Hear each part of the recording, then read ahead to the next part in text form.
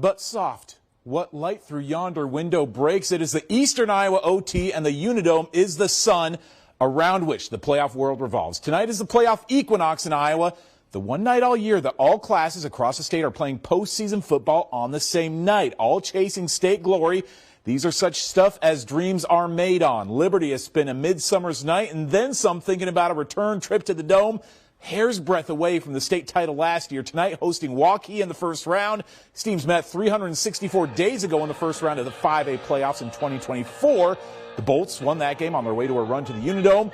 Early in the first, Liberty looking to score on their opening drive. Pitch to Brady Beaver. He's going to be 1 yard short of the goal line, but a play later gets the brotherly shove across for the first points of the night. They're back in the red zone later in the quarter. Handoff here to Logan Lobenthal, and he's got a clear path to 6, 17-0. Bolts strike out to a quick lead in the first half. Late in the second, though, Waukee finds a cheat code, and that is Jay White. Gets a ball in the sweep, and he's making it happen. Goes down the sideline, plowing through defenders.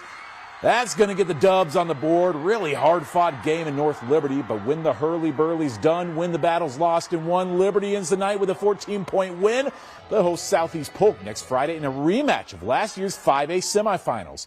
Much like Hamlet, I know a hawk from a handsaw, and I know the Prairie Hawks are playing their best football going into the round of 16. Third quarter, Drake DeGroot trying to throw it downfield, but it slips out of the hands, and methinks that's Romeo Klein. Wherefore art thou? At the bottom of the pile, Prairie was hanging with the Tigers all night, lost their quarterback in the first half, and were 6 points from the upset, but Valley closes the night with a W. Prairie's season is over. By the pricking of my thumbs, something Patrick this way comes. Our game of the week takes us to Cedar Falls and Iowa City West, two teams that haven't met since 2017, and tonight in the 5A quarterfinals in the offing. It's playoff time in Iowa, and every team is chasing the same destination, the Unidome. For Cedar Falls, that journey starts right here at home against Iowa City West. The Tigers have one of the state's toughest defenses. For the Trojans, they have one of the most explosive offenses in the state. The Trojans call to receive the opening kickoff. They are forced to punt right away. So the Tigers start the drive all the way down at their 10, march down. Ian Footman finds a seam up the middle, 14 yards. Tigers open the playoffs on the board first, 7-0. Following drive for the Trojans, they get stuffed on fourth down in their own red zone. So the very next play for the Tigers, they get the handoff and they fumble it. So West gets it right on back. Fast forward 2 plays later, Wheeler is going to find Julian Juju Manson on a quick dump off. He's weaving through traffic, finds the end zone.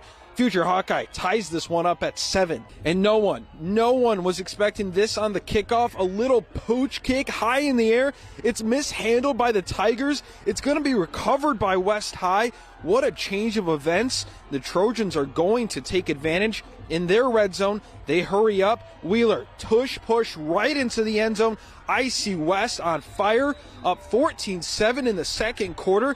The Tigers would have to punt immediately right back, so another chance for West. And Campbell Janis, this kid runs like Cam Scattaboo, right up the gut. IC West leads 21-7, and both teams would exchange field goals to end the half, so it's 24-10.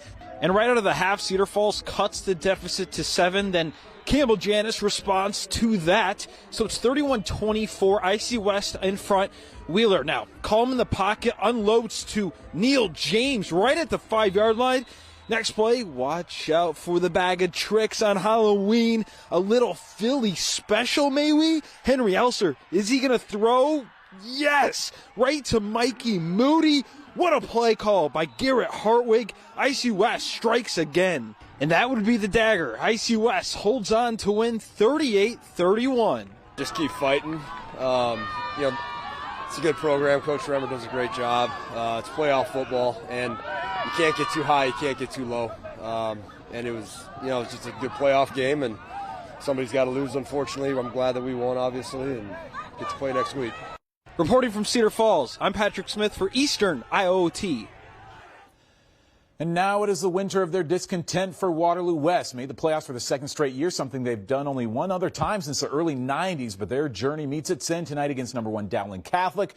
West's last playoff win was in 1991. Is Xavier made of such stuff as dreams are made on? Yes, their little life is rounded with a sleep, but there's been nothing tempestuous about Xavier's season. Outside of an 8-point win over Western Dubuque, the Saints have throttled all comers. These happy few, these band of brothers chasing a 5th state title for Dwayne Schulte. Tonight hosting Waverly Shell Rock team that they beat by 21 earlier this month. And the Saints come out firing on all cylinders. Jumped out to a 17-0 lead after a quarter. Had to put the continuous clock rule with more than 8 minutes left in the second. Xavier had a 45-0 halftime lead. Great men may jest with Saints, but Xavier is the only one on the field looking great tonight. 47-0 playoff shutout. They're going to get ADM at home next week. Though their start seemed madness, there was method in it. Western Dubuque lost its first 2 games of the season, but it bounced back for 7 straight wins. One of those against Decorah a month ago, and a rematch tonight in the first round of the playoffs. It's a 3-3 game in the second quarter, but here come the Cats. Brett Harris swings it down to Drew Bergfeld, slips a tackle and picks up 35 yards on the play. Bergfeld, this kid is magic with the ball in his hands. Out darn spot. He finds the hole, gives Western Dubuque a 10-3 lead. But the Vikings, they are on the move late in the half. Tanner Cadell, he connects with Noah Milburn, who is a big-time playmaker in this Viking offense. He bowls his way toward the end zone. This game was tied at halftime, but Decorah, they avenged that regular season loss to Western Dubuque. They are quarterfinal bound with a showdown against Pella next week. It's not exactly 12th night, but if music be the food of love, play on. We're going to play on here on Eastern Iowa OT after the break. Solon may be the best team in 3A this year. Another chance to prove their case against Benton coming up. For West Delaware, the game is afoot. Following their spirit, charging toward the Unidome. Chance at bounce back win tonight for the Hawks. Much more on Eastern Iowa OT after the break.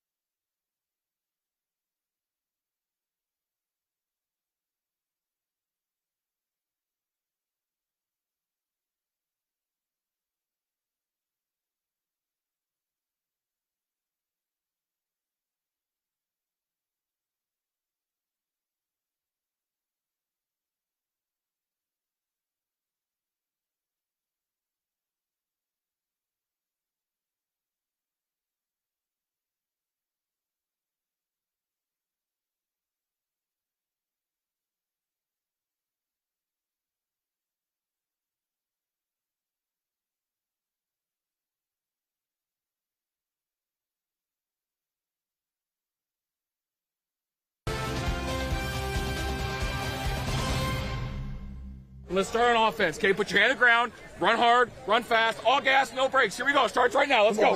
You're ready to play, aren't you? Yes, sir. Who's kicking? Oh, we got a camera.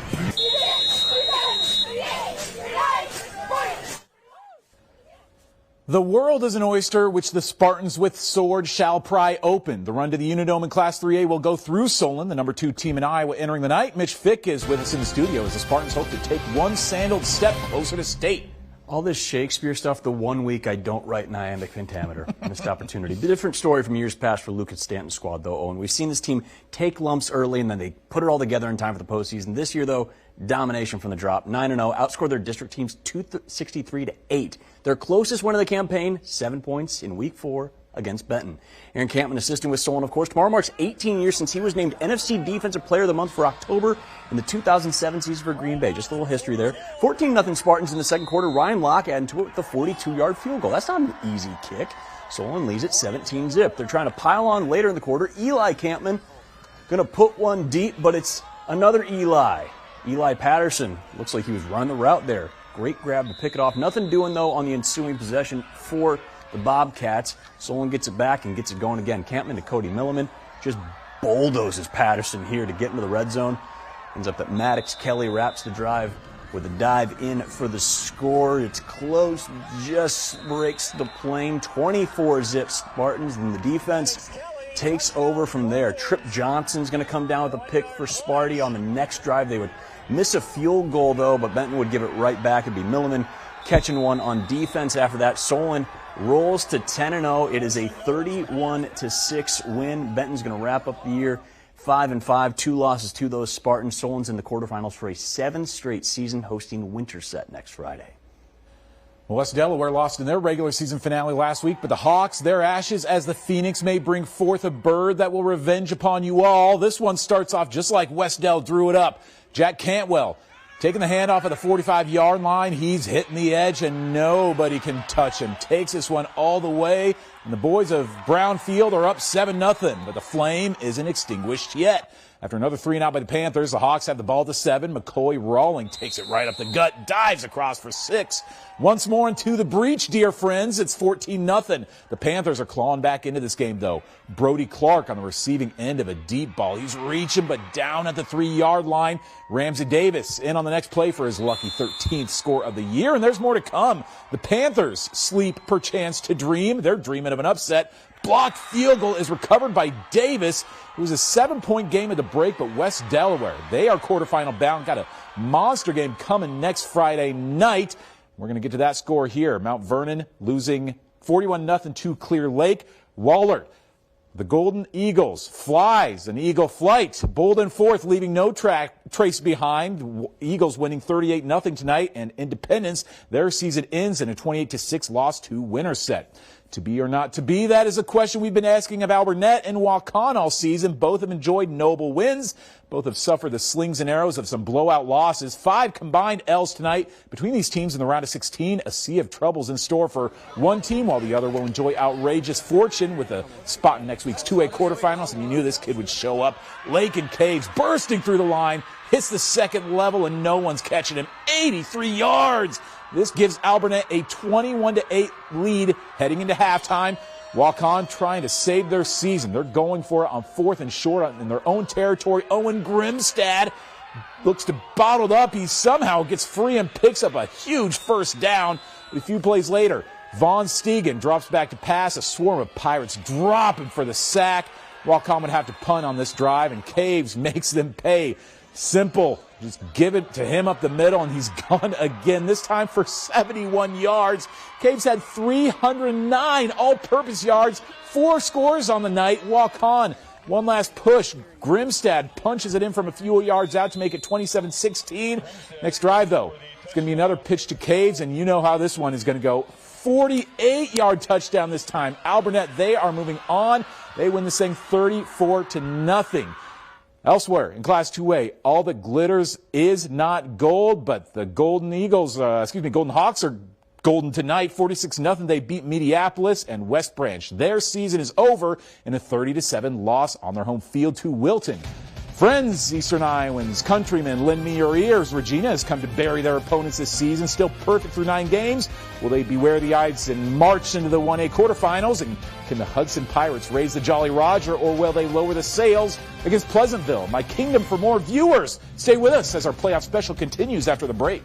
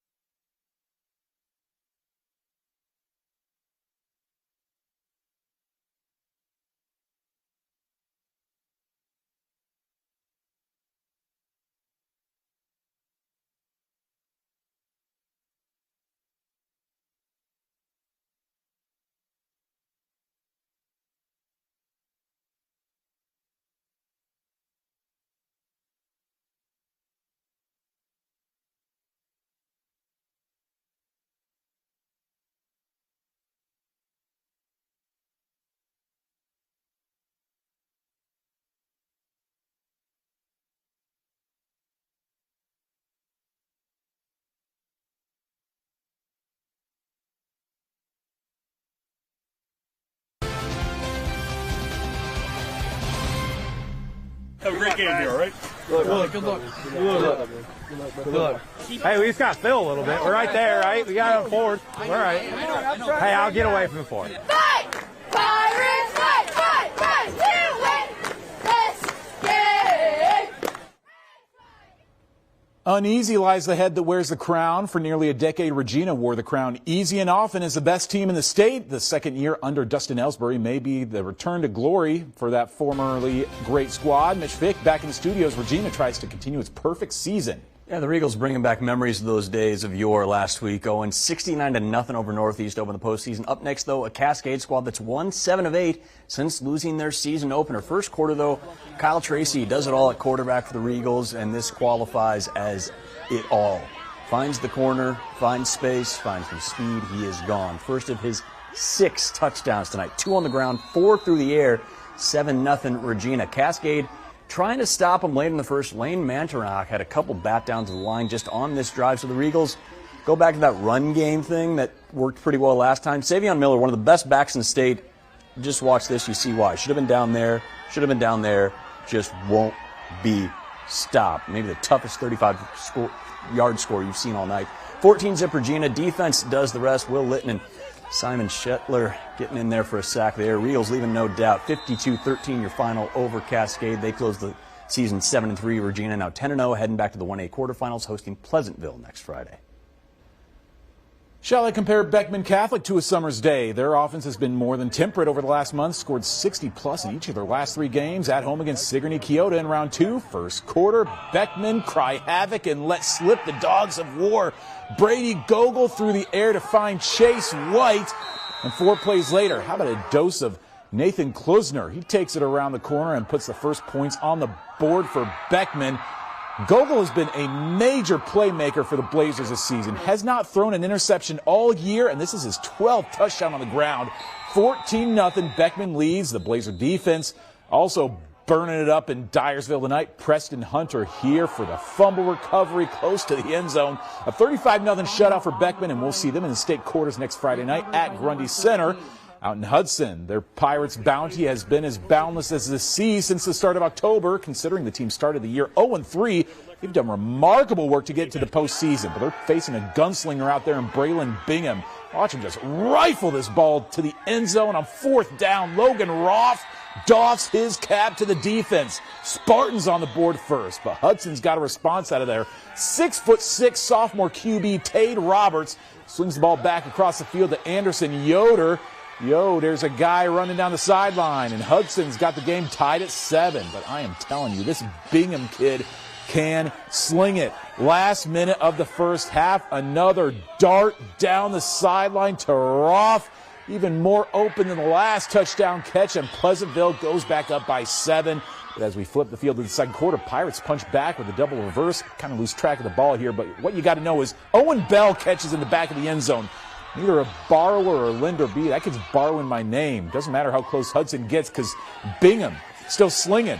Another bomb to Kaylor Jones this time. All these guys do is fire darts. The air attack gets the job done, and this Pleasantville team is going to travel to Regina next Friday night. Be not afraid of greatness, Grundy Center. Some are born great, some achieve greatness, and some, like the Spartans, have greatness thrust upon them. Tonight, with their win over Clarion Goldfield Dows, Grundy wins its 49th straight game, matching the 3rd longest streak in Iowa history. Go for an historic half 100th straight win next Friday night. Bo Burns' career has been a tale full of sound and fury, signifying certainly something in the Iowa record books. Every game possibly the last for the BGM senior, whose career may not stand out in many career record books because he's been split between 8-man football and Class A, so the records don't officially overlap. But the kid scored over 170 touchdowns in his prep career. He will be missed once his time as a Bear is done. On the road tonight at Linville-Sully, Bears and the boys are down 8-0 in the first quarter, but Burns releases the Hounds, and he grounds and pounds the drive to the end zone, but the Bears are down 8-6. The second quarter, Burns trying to throw this time, but the ball is picked off by Burt Johnson. The Hawks would score a touchdown on that ensuing drive. Big offensive performance out of Linville-Sully. The Hawks, to thine own selves shall be true. A spot in the quarters next Friday as Bo Burns' career is over. Double-double toil and trouble for the second time this season. Wapsie wins the Battle of the Valleys. The Warriors are back in Fairbank next Friday night to face Linville-Sully for a spot at the Unidome. And North Lynn getting a big win on the road, 21-3. The Lynx are one win away from their first ever trip to the Unidome. The Bard would say that brevity is the soul of wit, so here's more football. Don Bosco and Clarksville meeting for the first time since 2013. Bosco up big in the third quarter. Ty Christensen takes a snap, and he'll find his path to the end zone. 43-18, Dons are in front. Ensuing drive for the Indians. On fourth down is junior QB Nathan Moon. Tongue lose thy light, Moon, take thy flight. Nathan Moon runs in his 37th touchdown of the year. That kid is good. After a Clarksville takeaway, the Dons, they take it right back. Moon doesn't throw the ball a lot, but Alex Blue is not a member of the Clarksville squad. That is his third INT of the season, and Bosco's going to extend the lead on another big play. Tucker Youngblood goes across the body to Christensen, and look at this kid. After he catches the ball, he's pointing out blockers, takes this one all the way down the field for another touchdown. Bosco with a 37-point win tonight in Gilbertville. They will be on the road at Bishop Garrigan next Friday night. Next Thursday, I think 8-man plays their quarterfinals. A few more 8-player scores to close out the night of playoff football. Gladbrook-Rhinebeck unthreads the rude eye of rebellion. The Rebels with a second-round win over Easton Valley to keep their season perfect. Iowa Valley 63-0 over Janesville. They're going to play an Audubon team that just won 82-0 tonight. Huge game in Marengo next week. And Edgewood-Colesburg still a perfect season for the Vikings. 34-12, they beat Turkey Valley. Got prop for this next one. Alas, poor Eastern Iowa OT. I knew him, a fellow of infinite jest and most excellent fancy. Comes to a close when we return. Our play of the week and a breakdown of our final show coming next Friday night.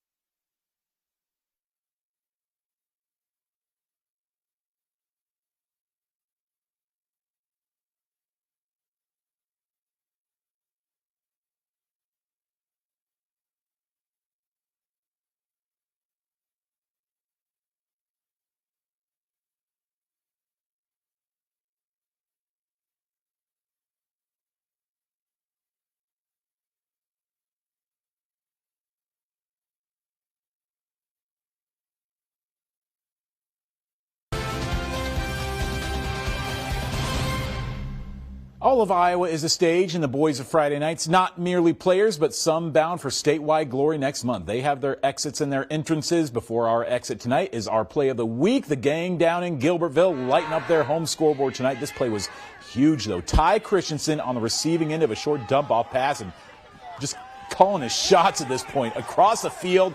And this was the play that really put this game to bed. Don Bosco locks up their spot in the 8-player state quarterfinals, thanks in part to Christensen's work out there in Gilbertville. And we've got some playoff matchups coming next Friday night.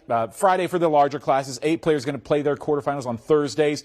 Here we go. 5A and 4A matchups for next Friday in the quarterfinals. Iowa City West is going to play against Dowling Catholic. Southeast Polk coming to Iowa City to take on Liberty in the 5A quarters. Again, that's a rematch of last year's semifinals, which Liberty lost in a close game.